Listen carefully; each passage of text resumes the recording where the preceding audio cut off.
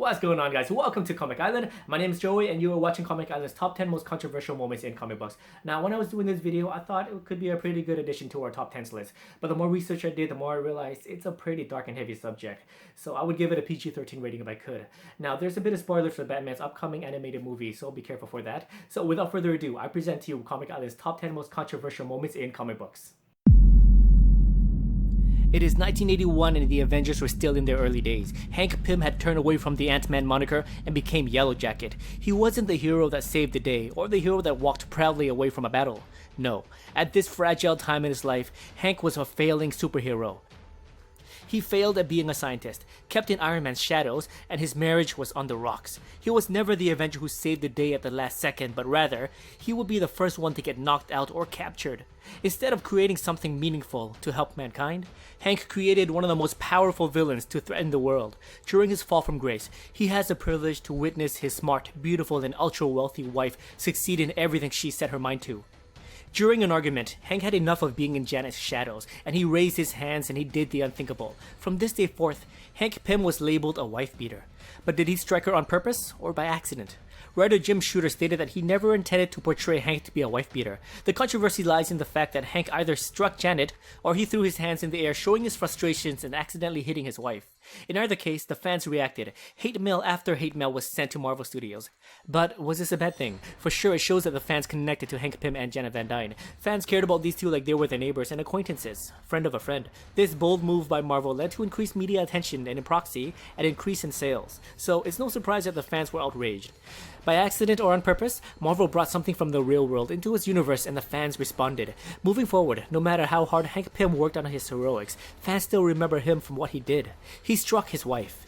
Even after Hank and Janet moved past the dark time in their life, the original Ant-Man will always be remembered for this time in his life. Marvel editor Tom Brevoort stated that this moment, no matter how heroic or evil he is, will forever be one of the most interesting things about this character. Hank was not the only one who struck his wife. Reed Richards of the Fantastic Four at one time struck Sue Storm, but no one remembers this moment and Reed left unscathed.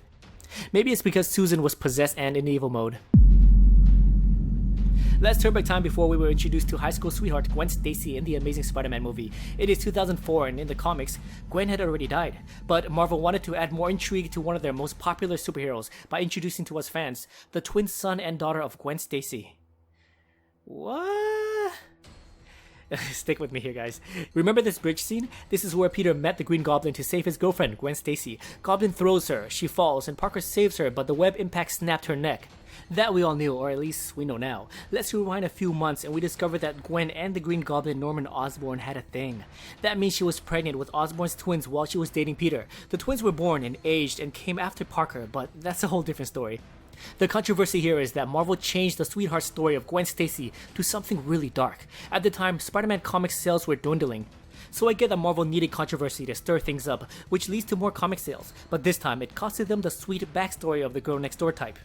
Poor Peter Parker, he even has the One More Day and Reign to add to his list of controversial stories. Character development is a must-have for every successful story either in comics or any other form of storytelling, but is there a line to be crossed for the sake of character development? In 1994, Green Lantern issue 54 showcases the death of Alexandra DeWitt for the sake of further developing the character of Kyle Rayner, an up-and-coming Green Lantern from Earth. The development of Kyle Rayner was successful, but the price is paid with the gory death of his girlfriend as we see a villain strangle DeWitt and stuffing her into a refrigerator for Rayner to find. This gruesome death of a fictional minor character spawned outrage online. Women in Refrigerators, a website spawned in the wake of this gruesome event, was created to list female characters who have been injured, killed, or depowered as a plot device to further their story. The site caught the attention of several national newspapers and opened the floodgates of the discussion on topics of sexism in pop culture. This infamous death raises another discussion. Even though it is gruesome and dark, does this event alienate female comic book readers? Or does this hot topic discussion draw in more readers? The event happened over 22 years ago and yet, the death of fictional character Alexandra DeWitt is still discussed till this day. The New 52 began in 2011 and rebooted the entire universe. This means that everything we read starting from 1985's Crisis on Infinite Earths to 2006's Infinite Crisis are gone, placed into legacy, and seen by few, thrown into the garbage. The New 52 was meant to fix continuity, start fresh with a clean slate, and attract new readers to popular heroes without all of their past baggage. And with the success of 2008's Iron Man 1, the floodgates were opened and mainstream media started to notice comic book superheroes. Marvel now found success converting moviegoers to comic book fans, so DC created a great jumping on point for fans that haven't picked up a comic book in years. The New 52 was supposed to capitalize on this movement, but it was met by uneasiness in the comic book community, and then the numbers came in. DC comic book ranks number 1 with the success with the Justice League, but then after a few short months, Marvel reclaimed the top position and DC started cancelling a few of their ongoing issues. But what about DC's existing fans? Years of story arcs, personalities, and character development were erased in a flash, leading to many longtime fans questioning, was it even worth it? Popular story arcs such as the Blackest Night still happened, but others such as the Superboy Prime effect was never confirmed to have happened. And then we got Barbara Gordon, who never ended up in a wheelchair and never became Oracle, back as Batgirl. Events such as Convergence were promised to bring back what worked in the past to please the senior fans, but that failed. So DC tried campaigning DCU in 2015, and in 2016, DC found a lot of excitement with DC Rebirth. But we gotta wait to witness the overall effect of this new status quo. The Ultimate Universe represented a fresh start to some writers. This is a place where the collective minds at Marvel could get creative and tell stories of their favorite superheroes without getting burdened by continuity. We had some great concepts such as the death of Peter Parker Spider-Man and the rise of Miles Morales. But how did fans react when the relationship between Quicksilver and Scarlet Witch became too close? These siblings were always close in the main Marvel universe, but in the Ultimate Universe, they shared not just love for each other, but lust as well. This forbidden relationship no doubt shocked their teammates in the Avengers, especially to the morally unethical Captain America. But how did it affect us? The truth is that incest is part of the real world that we live in, so if Marvel didn't introduce it to us in the Ultimate Universe, another comic book publisher will eventually get to it down the road. The primary psychological anti-incest mechanism in all of us is the yuck factor. Can you remember the last time you had a conversation with this to anybody? It is a dark conversation and we avoid it like the Black Plague, but Marvel paraded it in the form of Quicksilver and the Scarlet Witch, and for that, I'm grateful. Not because of the subject at hand, but at Marvel's boldness to tackle on real-life issues. The comic book world is evolving.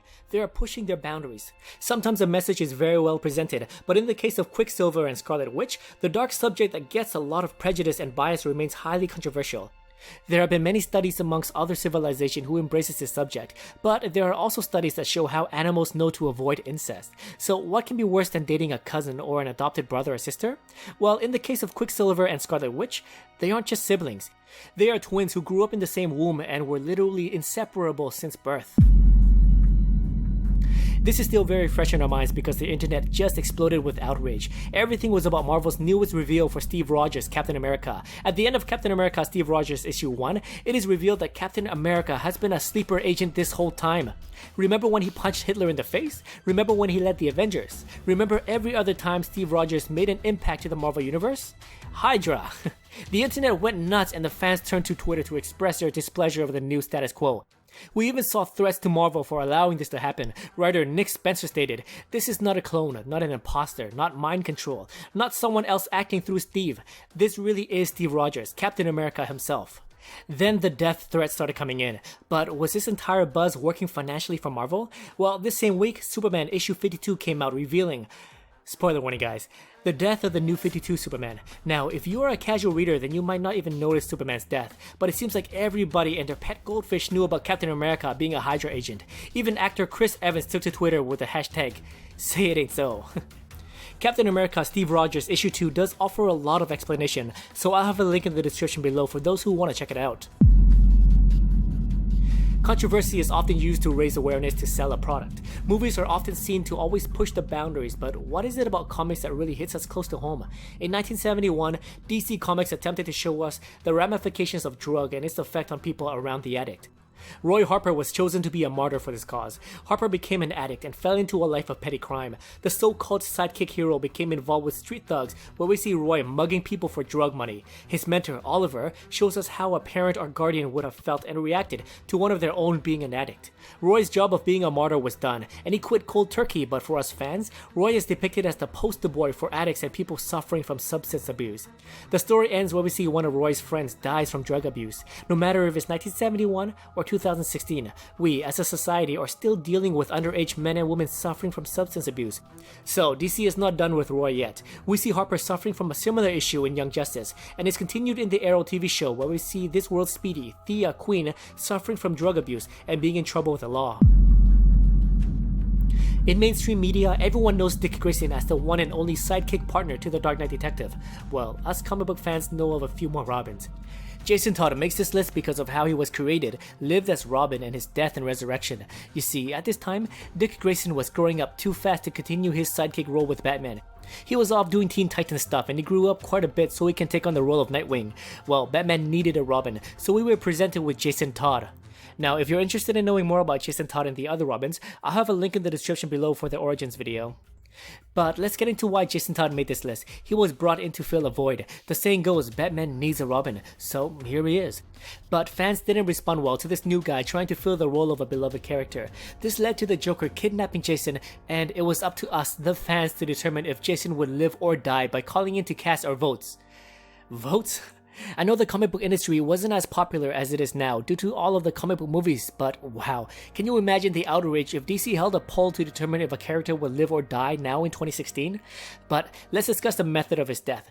I know comics could be a bit dark, but generally speaking, characters die from a big explosion or from exhaustion after a big beatdown, but this time we can see the Joker's maniacal grin as he beats down Jason Todd with a crowbar. This, compounded by Jason's unprivileged upbringings, makes it that much more real for us fans, and this event will go down as one of the darkest moments in Batman's superhero career. One of the Killing Joke's most gruesome scenes involves the Joker shooting Barbara through the spine in front of Jim Gordon. The Joker then proceeds to undress her and photographs her nude. The pictures were then used to further torment Jim Gordon in an attempt to turn the commissioner crazy, and then we, the fans, are treated to a circus scene that, in many ways, is a bit twisted and felt uncomfortable. Deranged-looking hobbits or crazy children, a naked, physically abused Commissioner Gordon, and a small team of circus performers to view the Commissioner's whole ordeal. For any father with a daughter, could you imagine being put in Gordon's shoes as he gets put through the roller coaster ride from hell while seeing the pictures of... Well, I think you get the idea. The Killing Joke left a darkness in DC Comics in a way that is rarely seen before. Some will say that it is the best Joker story ever told, but many will argue that DC Comics abused and crippled a fan-favorite Batgirl just to further the complexity of one of its most popular villains.